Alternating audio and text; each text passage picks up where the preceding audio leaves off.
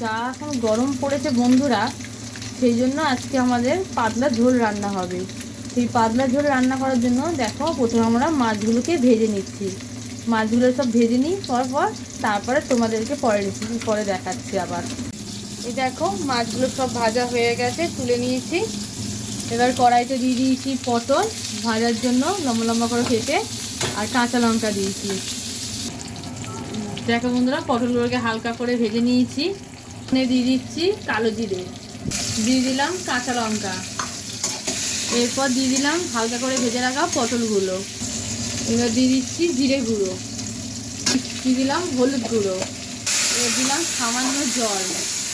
এবার এটাকে একটু কষিয়ে নিই। এরপর দিয়ে দিচ্ছি আলু। এবার একটু জল দিয়ে নিলাম, গরম জল দিয়ে ভালো করে একটু নেড়ে নিচ্ছি। এবার দিয়ে দিচ্ছি স্বাদ মতো নুন। ঝোলটা ফুটে আসলে তারপরে দিয়ে দেবো মাছটা, ভেজে রাখা মাছগুলো।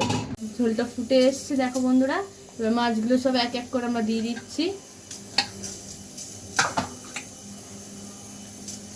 আর এই যে ধনে পাতা কুচি ওপর দিয়ে দিলাম।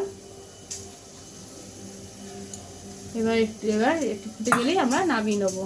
কার কার এরকম ঝোল খেতে ভালো লাগে বন্ধুরা তোমরা একটু প্লিজ কমেন্ট করে জানিও। আমাদের তো সবার খুব পছন্দের এইরকম এই ঝোলটা। আর তোমাদের যদি রান্নাটা ভালো লাগে তাহলে প্লিজ আমার চ্যানেলটাকে ফলো আর সাবস্ক্রাইব করে দিও, আর লাইক কমেন্ট দিতে কিন্তু ভুলো না বন্ধুরা। বাই বাই বন্ধুরা, আবার পরের ব্লগে তোমাদের সাথে